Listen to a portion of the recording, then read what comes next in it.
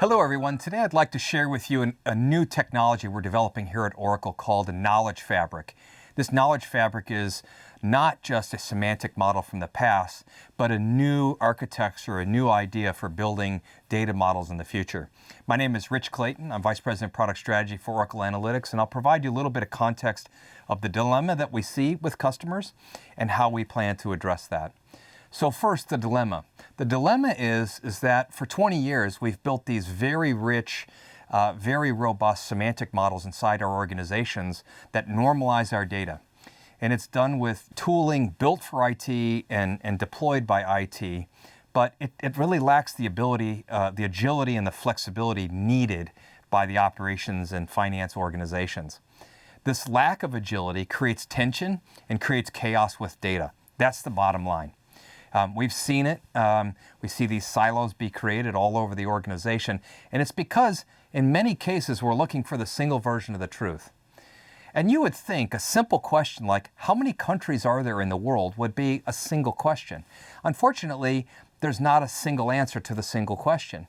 Because if you're Olympic nations, you think there's 206. If you're the United Nations, there's 195. If you're a soccer fan, there's 211. It all depends on your view.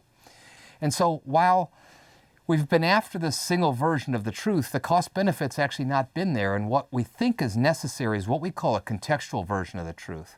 Meaning, what is the purpose of the data and the analysis? And good enough.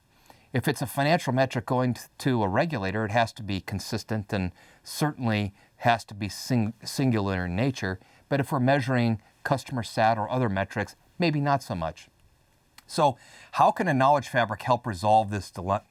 First and foremost, it decentralizes the data model building across the organization. You don't have to have a few IT people in the center of the company designing these things for everyone to use. Everyone can contribute, and that will facilitate more collaboration across lines of business and between technical and non-technical communities.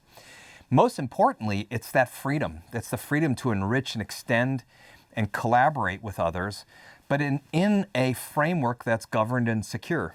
And it's really the two of these things together that we believe is essential going forward. And that's what we call a knowledge fabric, a way for non-technical people to contribute to the data model of the organization because they know the data better than most. So that's a really nice, kind of high-level idea, but what are some tangible examples? So let's say you're General Electric and you build home supplies. And you have a forecast from your sales organization about what revenues are going to be over the next few quarters. But some analysts got the idea to get new housing starts, econometric data from third parties. And they've built a little spreadsheet to combine the two. That's fantastic, but it's not scalable, not secure. It is freedom, but with no framework. So a knowledge fabric allows a finance professional to take that econometrics data that they got from the outside and join it with centralized data that's curated, managed by an IT organization, as an example. There are literally dozens and dozens of these examples. In marketing, it might be net promoter score or social sentiment. In HR, it might be benchmarking compensation against the market, and countless others. So hopefully I give you just a little taste for what a knowledge fabric is all about and what its possibilities are.